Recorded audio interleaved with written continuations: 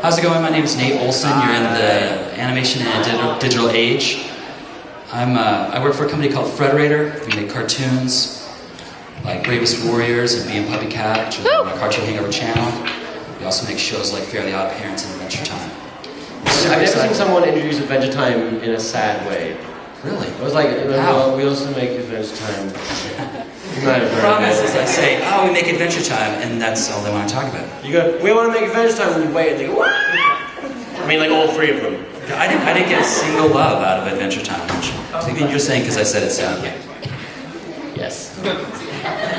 I'll give you a hard time. We absolutely love Adventure Time. But we're at Frederator, we're huge fans, everybody on this panel.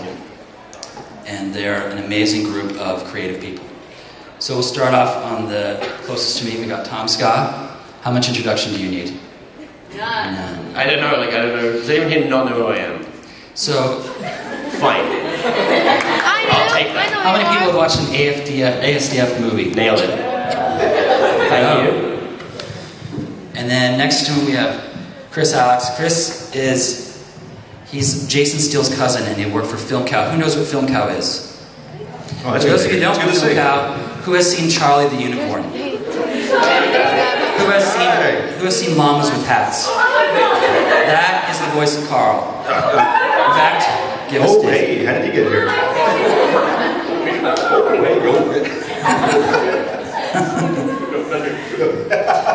And he also has, you might have seen him with Hit It With a Car, which is on Film Cow's Secret Agent Bob or Film Cow. And then he's got a show on the Extras channel every Thursday. Yeah, how many people knew we had an Extras channel? I didn't. 6 people, that's awesome. Go find it, It's good, it's good. And on the end, we have Swoozi. Check. Oh, it works. How's it going, guys? Oh, guys, stop. I'm gonna cry. Swoozi's an animator and ex-Disney employee. No more 8:30 shows. They've all been canceled. Emphasis on ex-Disney employee. Yes. Hopefully soon I'll be a voice in Incredibles 2. That's what I'm hoping for. Really? Yeah, I'm hoping. Fingers crossed. No, Mr. Incredible. We'll see. That's a great segue. I have a number of questions for you guys, but I'm really interested in what kinds of projects you would like to be involved with outside of YouTube. You just jumped the gun by 30 minutes. I'm sorry, dang it. That's great. What kind of character would you want to play? I want at least 40 lines in this movie. At least 40. So the way that it goes is that they put a casting call out, right? And they have a description of that actor, and they say, No, we don't do it like that. No open audition here. Like on YouTube, I believe like the guys that are out there, like the Sam Peppers and the Jenna Marbles, like we should have our own. Not to sound all big-headed, but we work very hard to kind of get these guys' attention. And it's like we can bring so much eyes and so much attention to your project, as opposed to some random person who would be voiced to play, Mr. Incredible. Now, granted, Samuel Jackson, he's kind of a big deal, so I can't compete with him. But, I mean, I would like to have a private on Swoozi. Would like you to come in. Even if you reject me, still, give me a little bit of time, show me that you like me, because, hey, one tweet, I mean, that's a few 100,000 people are going to come watch your movie now. Actually, I think that's, again, another subject you jumped the gun by about 25 minutes on. But so sorry. No, it's really interesting. It's outside YouTube celebrity for YouTube celebrities. This is a question. We're talking a lot about this week. There are other people, other creators of shows that have shows on television that get seen by millions of people, who get the front cover of Vogue, who are guests on Saturday Night Live. Whereas there are many, many, many, many YouTubers who are bigger household names than those creators, those actors. I will tell you a quick little story. Somebody at Disney Entertainment saw my most recent Disney videos, and they invited me to hang out with some of the cast from Harry Potter. And we went through the parks, and the nameless Harry Potter actors got stopped about 4 or 5 times. The rest of the time was all for me. And they were just like, what do you do again? I'm like, oh, YouTube. Like, dude, you've been stopped like 90 times. Like, this guy is in every Harry Potter movie. You're on YouTube? I'm like, I don't know what to tell you, man. So yeah, I mean, YouTube is taking over, man. What is up with that? I don't know. Like, they gave us the whole spiel. Like, people are gonna walk up to him. People are gonna ask for his autograph. Just stand there. Don't try to stop them. Let him stop them. And I'm like, okay. 5 seconds later, oh my God, Swoozi, sign my neck, please. And literally, they're all looking like, yo, more people are asking for Swoozi than for him. So it was pretty cool, man. Incredibles 2, you can hope. How about the rest of you guys? What would you want to be? I really want to be in a Grand Theft Auto game, like more than anything. Like my dream is to be like in like Red Dead Redemption 2 or Grand Theft Auto 6. Like that is like, I want it so bad, but I really want to do voice acting in things. Adventure Time. What? You know, I'd love to hook me up. I mean, hell, I'd even love to be in like Llamas with Hats 85 or whichever one's coming next. There's a man screaming in background while being, you know, murdered brutally by a llama. 20 residents in Llamas with Hats, like, what the fuck? But yeah, no, I want to do like big, cool things. I really want my voice to pop up and stuff. And I guess kind of the ultimate goal in my career is to maybe run an animated series. I think a bird just flew in. I'm not even kidding. Yeah, no, you have a bird guest. He's sat down now. He's literally, I think he's on a chair, so don't look for him. He's fine. Or she. Chris? For me, I would love to do, my ultimate goal, you said you worked at Disney, but my ultimate goal is to be the voice of the Magic Kingdom. You know, like the ladies and gentlemen, boys and girls. Yeah. I would love to, that's my goal. Or the guy at the monorail, you know, please stand clear of the doors. So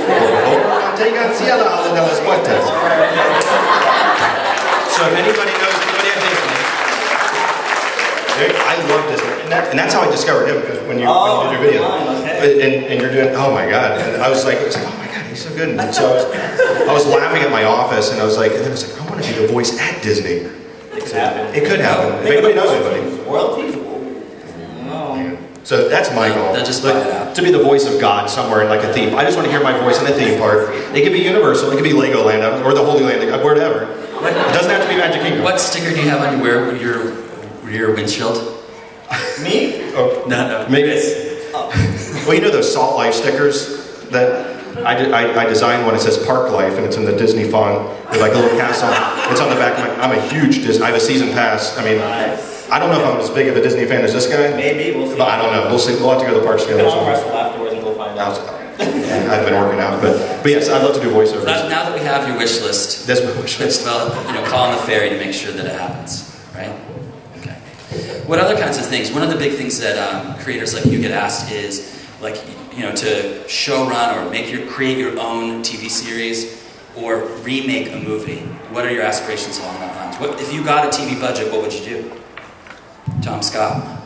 If I got a TV budget, I think I would panic a lot, and I would go. I really hope that whoever gave me the money and also like help me like get a team together, because I work a lot with Flash animators, and that is really difficult because I just don't have a very healthy relationship these days with them. I've made a lot of enemies, so it's hard to tie people down. Anyway, enough of my personal failings aside. I'd love to run a couple shows.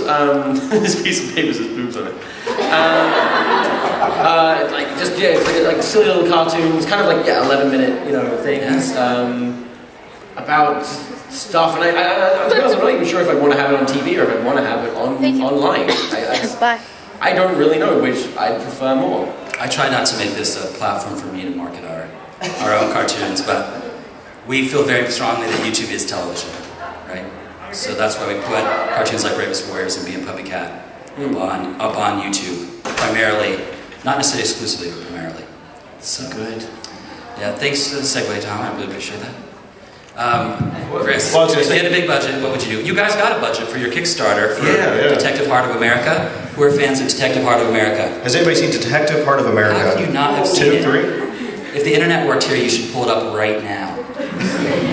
Yeah, so we got a decent budget. We took one of our shorts, Detective Heart of America, which is basically an eagle statue that is Detective Heart of America and goes around and solves crimes and takes care of bad But guys. really, the main draw is that you break lots of... We break lots of eagles. Yes, lots of Yeah. eagle statues. We go through a lot of, in fact, for the Kickstarter, we were able to raise a lot of money, and so we bought a bunch of eagle statues, and we're going to break them, I guess, and Yes.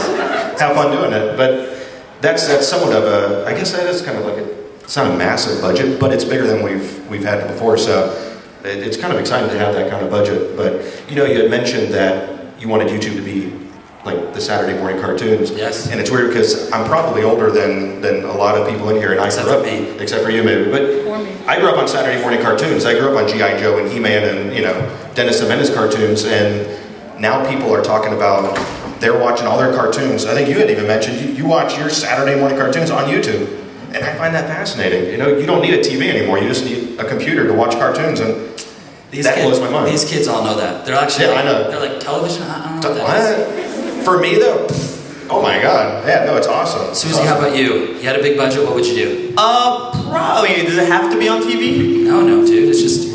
So the thing is like traditional television has a production budget of tens of thousands of dollars. But if I had that budget, what would you have that budget, what would you do? Oh, definitely on YouTube. Well, let me ask you guys this. How many of you guys, by a show of hands, have cable? Okay, that's actually pretty good. How many of you pay your own money for cable? Okay, but how many of you guys spend more time on YouTube than cable? Okay, so that's like the thing now, and honestly, I've been approached a lot to do TV stuff, and how it typically goes, I mean, my NDA contract is up, so I can talk about it now, but like I've been approached by a lot of these networks, I'll just talk about MTV for now, and everybody in the network will love the idea, but the president of, you know, stamping these things okay, they're not always okay with, let's give a YouTuber or YouTube more shine, because they're looking at it as, those guys are kind of the competition. So right now, like YouTube is literally, or literally for my British people, literally where it's at right now. So I mean, I'd probably continue to do what I do, but just delegate a little bit more. So have an animator and have this and have that, because I'm sure these guys can attest, like, it gets hard coming up with the ideas and then writing the script and then animating and doing all that stuff by yourself. And we have people we can just like delegate it to. That's, I think, what do you choose not to do? I mean, currently everyone has production constraints. They have things that keep them. What things do you choose not to animate because it's such a pain in the butt? A lot of the stuff that I do when I want to go in is 2D animation, but just like frame by frame by frame. So there's some animations that I do, and I'm not using Flash. So it's hand-drawn Walt Disney style, 15 frames or 30 frames for every 1 second that passes on screen. So I would love to just pass that on to somebody and be like, bro, animate all that, go. But that would be the one thing that I could just pass on, just write and direct and just say, go. I did a video, Driving While Black, and that was like my first one in a long time where I just said, here's a script, here's the audio, here's the edit, go animate. And it came out great because I can focus on the creative end and he can focus just on the animating end. So with a budget, I would have somebody just animate the crap out of this stuff. Tomska, I know you deal with this all the time. See, I think I would love so much to be in a situation where I have not only a team of animators, but someone between me and them. Because like someone's like an artistic director who knows how to talk to them and knows how to appreciate them. Because as someone with like zero artistic talent, it's very hard to be like, hey, go do art for money. Thank you. And then they're gonna go, oh, you would tell me what to do. And you just don't get that connection. So I feel like I really want someone, you know, who's respectable and good between us. So I get to go like, hey, respectable person, here is the money and here is the idea. That's amazing. Please tell the artists how to art, and I'll just nod and smile. What is the difference between being an animator and an artist, right? Because all of you guys have just said, I'm not an artist, but yet you're some of the most successful animators on YouTube. So what's the difference there? Well, Jason is the man behind the magic on the animation. He's the one that, he writes it, he does the animation. I'll provide a voice every once in a while, and every once in a while I'll move the lips with lip syncing software. But I know for him, he always says, and he'll say it, he goes, I'm a horrible animator. You know, I don't animate, you know. He's the idea man, and it's true. And with unlimited budget, or with a budget, yeah, it'd be great to have people take care of that for you. Unfortunately, I don't have the skill to help him out, so it just makes it. I'll do lip syncing, and that saves a little bit of time. But yeah, it's just, I know for Jason, oh yeah, it'd be great to have a team to sit there and do it. Yeah. Forgot where I was going with this. Yeah, no, I only started. I only initially was animating because, you know, I was, you know, a little auteur. I did everything. I did all the sound design, everything, and then gradually I met people who are better at those jobs, so that I can just focus on being the idea man and the script man. And yeah, I'm like not an animator. I'm just awful. I'm very tempted to like try and animate one of my own projects and just see what happens. And then like end it with this is why I hire people. 9 months later. Yeah. Oh my gosh. Oh, it's so bad. Well, I mean, if we had like the setup that you guys have for like Bravest Warriors, oh my gosh, like these guys would get like. This is all set up, guys. We have money for you guys to do projects. Oh my dear God, yes, thank you. So, Well, how many show of hands also? Bravest Warriors fans? People that watch Bravest Warriors? who knows Okay. Catbug? Catbug, I'm the #1 fan, so you guys can get in line behind me for the Catbug. Oh, can I talk about Catbug real quick? Yes. So I got a letter. And I've kind of spoiled the surprise of the story now, obviously. But I got a letter like to my house, to my personal house. It's not written by Catbug. So like there's a little like handwritten letter, and I was like, oh, this is weird. Like I got a letter, and I open it. It's like little like child's drawings of Angry Birds characters, and I'm like, what the fuck? How did some kid get my address? And then at the end of the letter, it's like, love your fan Sam. And I'm like, holy fuck, I got a letter from Catbug! Like, holy shit, because I work with him on one of my videos, and he got my address when I paid his like mother, and it's like, oh fuck. And it was the most adorable, mind-blowing thing, and I'm like genuinely nervous about sending one back because it was the most adorable. No, you need to do it. I need you to come pick me up. I'm down here. There's nothing more for me to say. We love Swoozi's license plates, but Sam Levinino, who's the voice of Catbug, his license plate is Catbug1. Nice. So, he's a really cute kid. But you did work with Sam Levinino and on your ASDF movie 7. And we're really grateful for that, by the way. It was awesome for us. Oh yeah, that was genuinely one of the first times I was ever just like, I really like your thing. I want to work. That was full on. That was nothing industry about that. That was just pure YouTube. I was like, I'm a YouTube. You make a YouTube thing. I want your YouTube to have more YouTubes. That's YouTube. And it was like really weird because it was like a business arrangement, except like not. And because it was the strangest thing, because there I am at like 4 a.m. in England on the phone to Sam's mother while he's in a recording studio in LA. And I'll be like, okay, tell him to say like, I want to die. And she's like, okay, sweetie, say I want to die. I want to die. No, sweetie, like this. I want to die. And he's like, okay, mom. And it's like the most messed up thing. And like I hung up at like 5 a.m. like, did this happen? Did this really happen? After racking like £100 phone bill. Sam's agent was like, oh really? It was so funny. It was so I said, weird. just give it to Sam's mom and see what she says. Sam's mom is amazing. Yeah. She was in like Resident Evil. She's cool. Yeah. Well, so this is the thing about, like, we get approached all the time. People are like, I want to be a voice on, one of the shows, which is actually a complicated process. And you would think that collaborations would be easy with animation, but why is it hard or not? I will say collaborating is very difficult for me because people don't approach YouTube the same way they approach TV or film. So for example, like, I have a good amount of subscribers, so it's not like I'm saying, hey guys, you want to be in my video and 80 people are going to see it. Like, if you collaborate with me, people are going to see it. I've collaborated with people who have millions and millions of subscribers, and you'd think there's a certain professionalism, but on the day of you're supposed to record, I don't hear from you, no text backs, no emails backs, and you just ignore me. And we know that's an issue for you. And that's for me, and other YouTubers as well. So it's just like I don't want to call any names, I'm not going to put anybody on blast, but this has happened with multiple YouTubers in the 2 million sub and up, like friends. So that's why I typically don't like to collab with friends, because it affects the friendship after a certain point. So there's a certain professionalism that you need to approach the YouTube thing with as well, because you never know. I've had producers and directors of big budget movies see these videos and be like, hey, it could easily be, who's this person? Because now I want them in this project. So you just never know with YouTube. It's a global stage, so you have to take it just as seriously, because you never know before you push that upload button, is this going to go viral? Who's going to see it? Justin Bieber had, 1,300 views on his video before he blew up. So you just never know. So take that. Actually, he had 0 views before he blew up. Well, yeah, essentially, yes. But you guys have to take YouTube just as seriously, because I remember my first playlist was the very first one that happened, and the #1 YouTuber at the time was making $60,000 a month.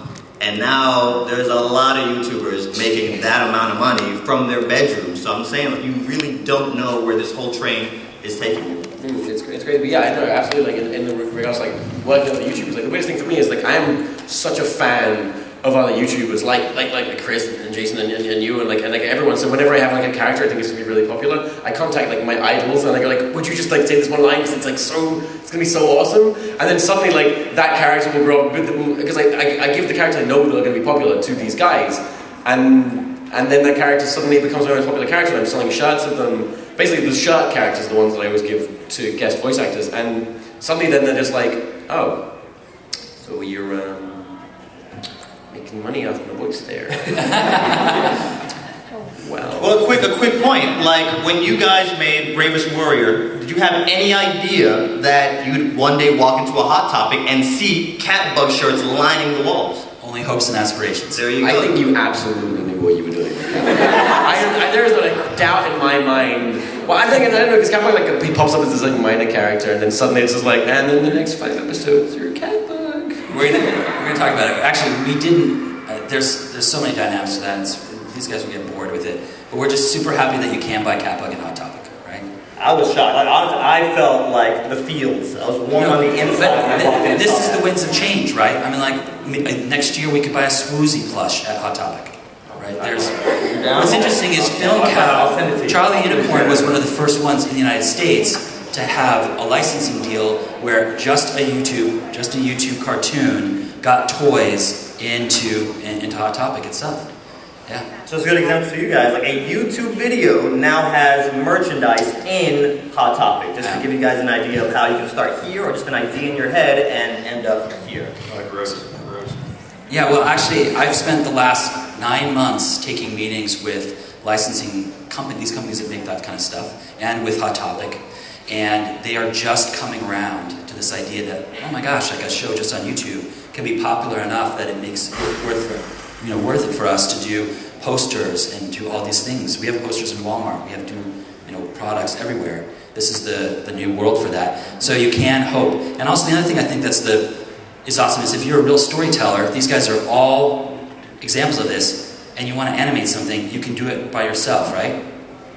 Stick figures. I mean, I literally started out, and I still, to a certain degree, do stick figures. I can draw much better than stick figures, so I put a little shading in sometimes to let people know, like, hey, I know shadows and, depth perception and stuff like that. But literally, guys, sometimes the crudest little drawings, it's all about getting the idea from here onto the screen. And if you can pull it off, there's very little limitations when it comes to animation, and that's why I chose that medium. This is such a funny panel of animators, because we are all so corner-cutting, awful people. Like, I mean, like, Swoozi is the most capable animator, I think, on this panel, and he, like predominantly you do, like, stickmen, don't you? Mm-hmm. Like, my artistic capabilities are at most, like, Astuf, which is, I mean, you've seen it, it's ridiculous, and I personally just hand over the animation because I don't have a fantastic understanding of movement, and I always love working with other people because they'll bring something that I didn't think of to the project. But like, even like Charlie the Unicorn and that stuff, like, it's all like, it's After Effects, isn't it? Yeah. Yeah, like it's just like,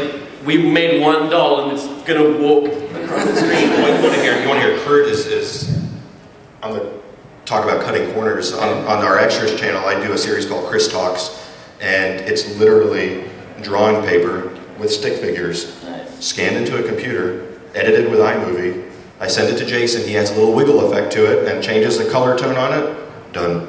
I mean, and that's it. That's crude, man. That's not even, like, your stick figures are awesome. I mean, I looked at the program that you use, and I'm looking at it going, oh my god. It's literally paint. It's literally paint, but you can do it on a website, DeviantArt Miro. So it's free. And I'm not a fan of like bootlegging or downloading Photoshop illegally, and I didn't have the money at the time for it. So literally, I got Final Cut, the editing program, and I went to this free website and drew all my stick figures in Disney Employee. And next thing I know, every Pixar person is hitting me up on Twitter off my stick figures.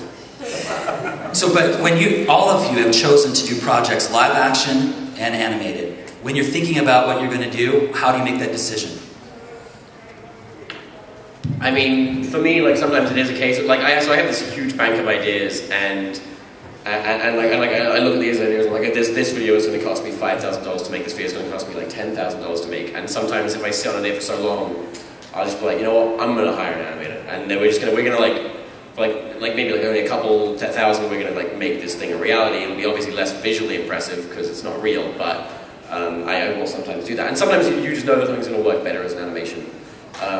For some reason, like, people like cartoons more, and maybe that's because they don't have to look at your stupid face. The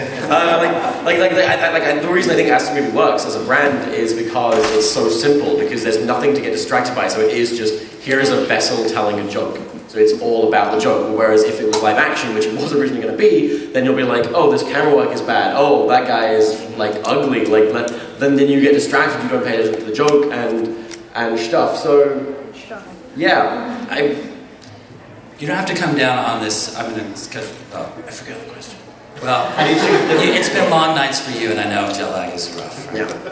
Yeah. You know, you're actually in animation. You're bringing things to life, and that's a super interesting process. What kinds of what are your tips and tricks for animating something? What brings something to life for you? Well, I'll touch on both of those. Even with I'll say for you guys as well. Like honestly, anybody can upload a YouTube video. It starts and stops for me with the content. So if you guys see a movie and it's like, you know what, that movie sucks. Oftentimes it starts in the script, and there's a million decisions and choices that have to happen between that script and what ends up on the screen. And with you guys too, like the next YouTube millionaire could be in this room. It all starts with the idea. So even when it comes to answering that last question about live action versus animation, is sometimes I think, you know what, I don't put limitations on even my ideas, because again, the only limitation we have is our imagination. So I get the idea, you know what, I want to have the Back to the Future DeLorean fly in, and I want to be standing underneath it, and da-da-da-da-da, like, okay, this is going to be animated. So when you really start thinking about this stuff, I mean, I get really great ideas in the showers. I don't know about you guys. But yeah, so when I'm in the shower, it's just like, oh, this would be awesome, but no. Like, get that idea, get that out of your head, and keep going. So maybe it's just something about seeing a penis. It's like comedy. There are some limitations you have on YouTube, unfortunately. But yeah, I mean, honestly, sometimes what you don't show can be funnier than what you do show, or more gruesome than what you do show. Like anytime anyone screams, it's funnier to cut them off mid-scream than show the whole screen. For some reason, like the Lego Movie. Anyone seen the Lego Movie? Haven't. What the fuck? Like, it's like the best movie of the year in my opinion. Like, there's like one bit where they cut a scream off midway, and it's like so funny. I think my tip for like anything animation based is nothing to do with the animation. It's the audio is so much more important. Yeah. Our ears are so much quicker to be offended than our eyes. Much quicker. Fuck it. I'm very like PG-13 in this, or R-rated. I'm sorry, I swear a lot.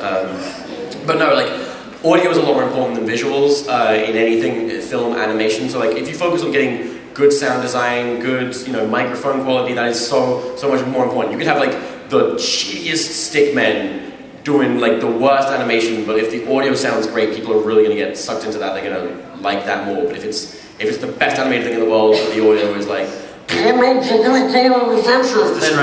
They're just going to go no. And so yeah, get your audio together first.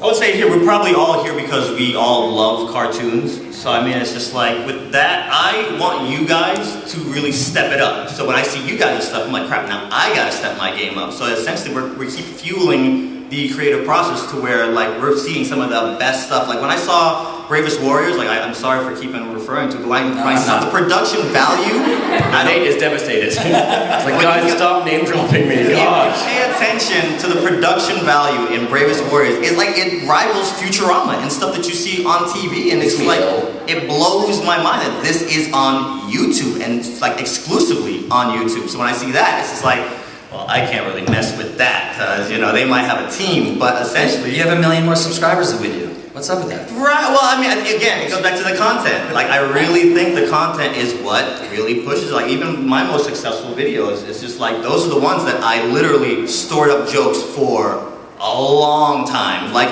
we can talk about texting all we want, but the whole, I'm texting like this, and I don't text girls back because I'm a thug. It makes no sense whatsoever, but it's just like, if you give people something they haven't seen 100 times before, that's gonna work. So really, when it comes to the animation and stuff, like, any of you guys on here can honestly do what I do in the animation process. You have the time and the means to do it. I mean, everybody has internet for the most part. So if you can draw a stick figure, you're already halfway there. So, I mean, honestly, like, you really can do it. It's just about getting it from here to here. I mean, I want to quickly weigh in. Like, one thing that's really interesting for me, at least, about animation is, even though it's like not real, it's so much more relatable for people because I think they can really easily imagine themselves in a situation. Like, if it's live action, they're like, no, that's a real person that they have like thoughts and feelings. But if it's an animated character saying something, they can put themselves in it and be like, oh, this is so much more relatable. And that's one thing. Like, that's a fucking bird. That's one thing that is so funny. I swear, I'm the only person that can see this bird. I swear, and really beginning to freak out. But yeah, like, that's what's so interesting about animation is that like it's more relatable, and Well, even the thumbnails, if you guys pay attention, like, one of the things I knew going into this from my first YouTube video, I knew as soon as I throw my face on the screen, it's like, look at this black guy, who does he think he is, da da da da. And for a long time I was really concerned about my nose. You know, I was like, oh my gosh, what are they going to say about my nose? And that was part of the reason I started telling some of these stories on, you know, the stick figure stuff, because when you see it, and somebody posts my video on Facebook, you don't see race, you don't see color, you don't see gender, you don't see anything. So it's, people are more, you know, interested in what is this all about versus they're scrolling through their feed, black guy going on, you know, kind of thing. So, but that's what I find fascinating about the stuff that you do is it's different than the slapstick or the like in a lot of your cartoons that you do. Like it's like, sorry, I'm so excited to start talking. Okay.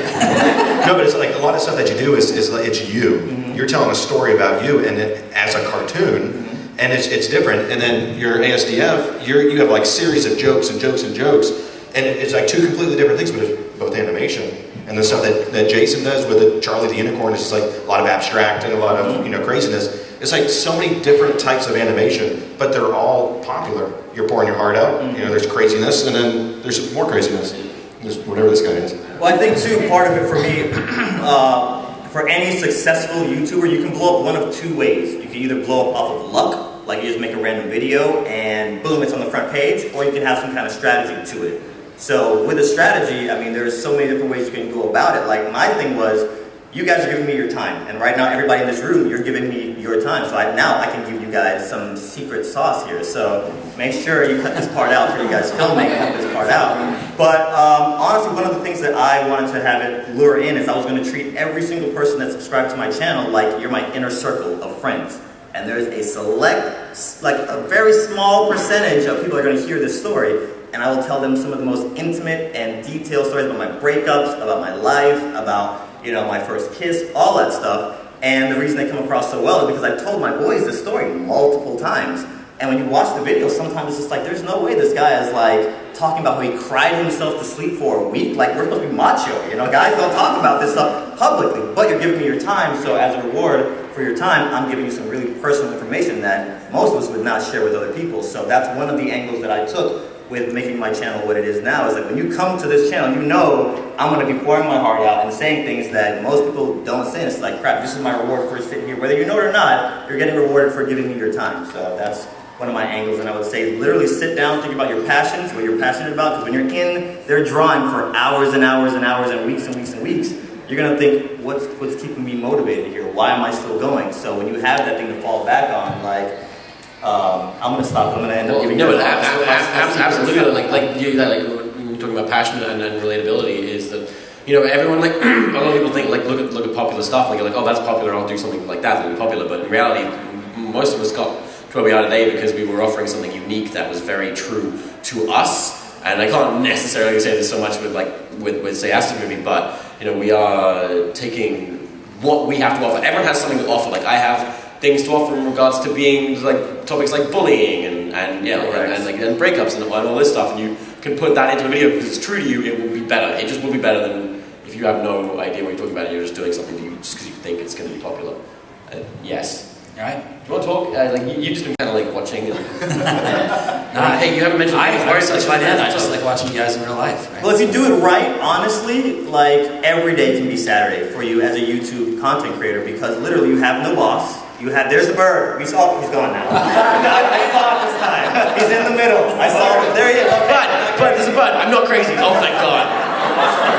But yeah, literally, like, my thing was I was a lifeguard at Hard Rock Hotel, and then I was, you know, doing the Disney thing. And I got really offended anytime you told me to do anything that wasn't in the job description. So at Disney, my job was to usher guests in, sit them over here, pack the theater. That's my job. When you tell me, Adonde, go clean those tables and scrub them down and hold them, that's not in my job description, bro. So with YouTube, it'll afford you the luxury of waking up whenever you want, doing whatever you want from your bedroom, to where it's just like every day becomes your Saturday morning, and that's what your life can become. Like, if you do this right in animation on YouTube, it's not that expensive to do. You don't have to learn Flash and all this stuff, even though you can, because there are tutorials on how to do this stuff on YouTube. But either route, whatever approach you want to do with the medium, every day can be Saturday for you if you do this right on YouTube.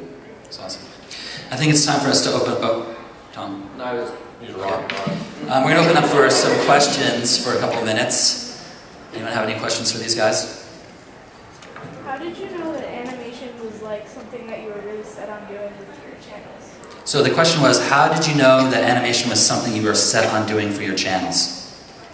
I loved cartoons, like Aladdin, Lion King. Literally, when I saw those things, I was like, this is what I want to do. I love to draw. When I was in school and the teacher was womp womp whomping, and when she turned around, I was just drawing. I was in the flip books. I don't know if you guys are on that level, but the flip books in my textbooks, I was drawing little stick figures and animating there. So I knew at some point I was going to have to do this on YouTube and experiment with it, and it paid off in a big way. For me, it's that I popped into the internet at a point before YouTube, kind of in the Newgrounds, the days, like back in the early 2000s, so there wasn't a place to put video. Yeah. I can't believe I was almost excited when Google Video came out, which we now know as YouTube, which they're turning back into Google Video. But I didn't really plan on doing anything in animation. It's just that I wanted to tell stories and make people laugh, but there was no place to put video. So I was like, okay, I will make Stickman do the funny thing. And then so YouTube came along, and I was jumping into filmmaking, but then I realized that I just kind of understood what made people like animation more. Yes. What about you, Jason? Well, I can speak on Jason because he's the animator and he's the idea man. So.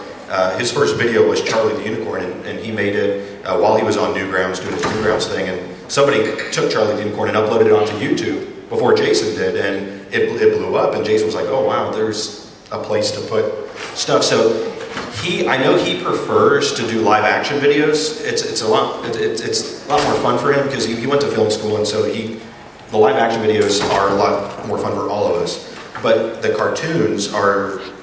It's like the bread and butter of what everyone enjoys on our channel. So we do cartoons, and Jason just cranks out cartoons, and he works hard on them. So I mean, I can tell you. I mean, unfortunately, he's not here right now. He's working, and I'm having all the fun. But no, I mean, cartoons can be difficult. I mean, time consuming, very time consuming, but it's what people enjoy. It's what you guys love them. So Any other questions? Thanks, Chris. Any other questions?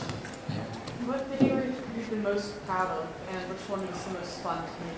So that was, what video are you most proud of, and which was the most fun to make? Oh man, that's a really good question. I don't like to do it off of views, but textually active for me, I would probably say is a good example of just really having a game plan. I literally had a strategy with this one. I told myself, also you guys, another tip that I'm giving you here, make the kind of videos that you would share if you had no part of it. And that was one of the first videos that I used that strategy on, because we made a vlog and we're going to put it up on our Facebook for everybody, expecting everybody to share it. But would you share that video if you weren't in it? So that's a good question to ask yourself as you're coming up with it. But textually active for me, it was one of the first. I was like, okay, I'm going to make an awesome video. I'm going to literally plot out these jokes. I'm going to talk about this, talk about that, and make it so relatable. And it went a little crazy. So I'd say textually active for me was also the most fun and the one I'm most proud of. Tom? I would never describe animation as being fun, at least not for myself. I don't know why it was fun. I hope he gets out one day. Damn. Obviously I think my videos that I'm most visually proud of and had most fun making were the live action ones. But in terms of animation, I think, for the same reasons in terms of having a strategy, I think I'm most proud of Aztec Movie 2, which has the biggest catchphrases that to stick around and say, I like trains and stuff, because it was such a kind of controlled effort. Because with Aztec Movie 1 I was like, okay, I think these little stupid comics I've been making could work as an animation, and people might really like them, and I was right, and it did work out. I was like, okay, I'm going to do this again, and I'm going to make catchphrases a thing, and I'm going to try and make a thing that people are really gonna like, and I was right, and I'm very proud of myself. And now every time I make a new Aztec movie, I'm just like, can I do as many catchphrases in this one? If I do a joke 3 times in one episode, I'm like, people will find this funny. I've already been wrong on that a couple times. Fucking punching your salad, shut up. That's not a joke. This man is assaulting my lettuce. Ooh, crazy. So I'm quite proud of that one and being right. Because I posed myself the challenge of doing that again, and I did. So yeah. Chris? Well, since the one show that I do on the Extras channel, the Chris Talks, I love that series that I do, because I kind of pour my heart out too. I mean, not in the way they do. I don't know how to explain it, but I love that series because it seems to people seem to get the feels on it. I guess I don't know, and it feels good that people are watching and going, oh wow, that's really cool. On our main channel, my favorite videos are Llamas with Hats, of course, and Horseman. I really like Horseman. Like for some reason, Horseman. The Horseman is like one of the series that I could see on like a TV show. I mean, and I think we tried pitching it to a television studio a while ago, and we have ideas. So I mean, it's like one of the ones that I like that one. It's a good one. Jason, I think, likes Detective Mittens. I don't know if you guys have seen it. I can tell you that. So we have a question. Oh, I have to give privilege to Cade. Oh no, you're gonna push it over. Go ahead, over there.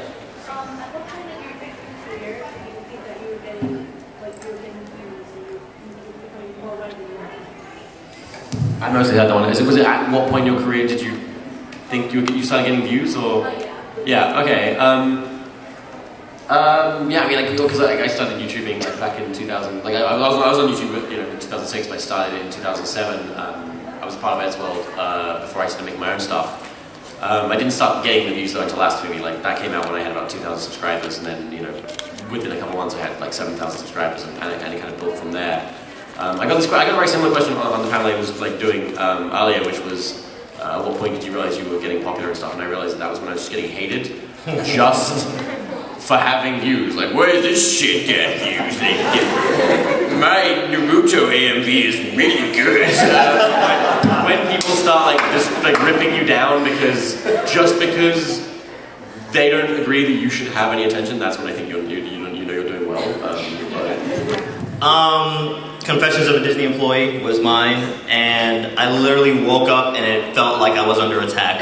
Like every social media, like there was DJs and there was all this other stuff going nuts about it. So I think for me the short answer was waking up after, because I literally spent all night working on it and uploaded at 6 o'clock in the morning and then went to sleep and woke up at 4 p.m. to a screen full of just craziness. For Jason, because this was before I joined him, when Charlie the Unicorn was uploaded onto YouTube by someone else and it was gaining momentum, and he saw that, it was like, wow. So then he started creating more of the Charlie the Unicorn and experimenting with other series. Merchandise deals started coming in, and I think it was at that point that he was just like, okay, this is a job now. And then it was, I think, 3 years ago that I joined him full time.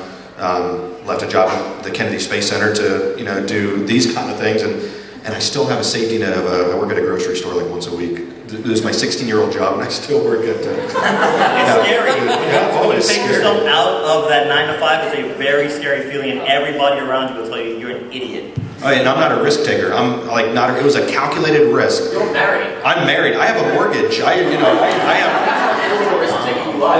Actually, I'm surprised that you have retirement. I know. I have. Yeah. I do have. I have a 401k. I have stocks. And that's one of the reasons why I stayed at this grocery store, is because they have a fantastic stock plan. And Better than YouTube's. Yeah, better than YouTube's. And one thing, and it's interesting, it's kind of side, but working for yourself, you work out of your house. Right. You're by yourself a lot. Right. And you might be by, I think you have some roommates, so you have people around you. My wife goes to work, and I'm by myself out of the house, and it kind of gets lonely. And so hence the reason why I still work one day a week at a grocery store, just to be out in front of people. A lot of our ideas come from social interaction. Right. Yeah, absolutely. So I've been told that we have to wrap this up. I'm going to give you each a few seconds to talk about whatever it is you want to talk about. Oh fuck. I can ask you a question too, Tom, if you want. Ladies, I'm single. I enjoy long walks on the beach, dinner by the fireplace. I can cook some mean pasta. I can be contacted on Facebook or my fan page, the Swoozi with a 1 instead of an I.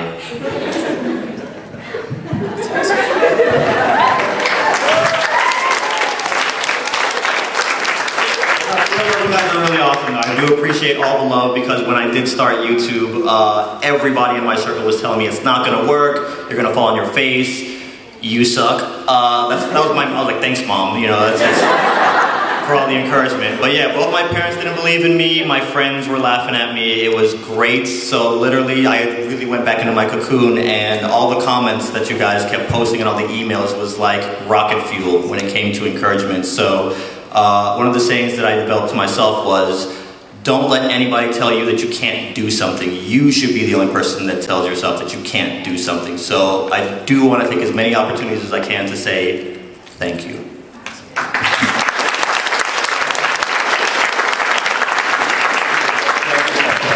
Yeah, I mean, yeah, on a similar note, I want to say, so thank you so much to you guys.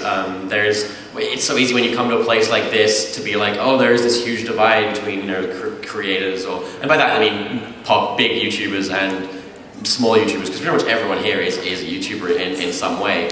And I want you to know that I hate that. And it's not, it shouldn't, I don't think it should be that way. It is that way, but it shouldn't be that way. And you guys are all awesome. And you make this entirely possible, and I would much rather spend time with you guys than go to the parties that are happening every night, where there's like fucking skylights, like look at me.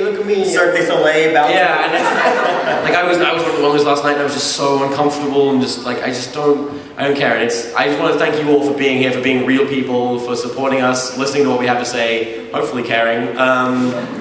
And not just being like, Swoozi is so high. Because he is like, inarguably the most attractive person on this panel, so,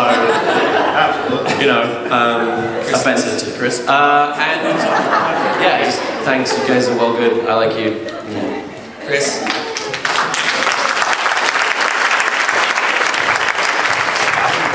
Honestly, it should have been Jason sitting up here, and I'm sorry he couldn't make it, but, I mean, to be sitting with these guys, me personally, like, I'm fanning out. I mean,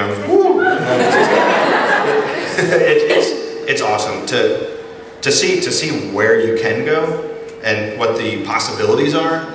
It's exciting, and it really is. And there's many opportunities. I mean, just look around and everyone who's not here. But the main thing is thank you. I mean, you can't say that enough. You guys, I look at you guys who watch. If you guys don't know who I am or whatever, but the guys who watch, I look at you as a customer. I mean, I was trained on customer service and the grocery store, and without saying where I work, and you guys are my customer, and you guys are what keeps the light on at my house, my mortgage being paid, and I appreciate it. Thank you very much. I know all of you guys appreciate it as well, and we're just happy to do it. It makes us happy, so I'm glad you guys are happy. Thanks so much.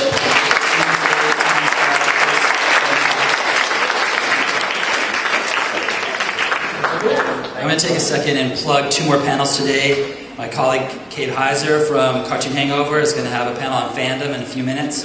And then later today, if you want to make brain-melting thumbnails, this guy, Matt Geelan, has a session at 3:30.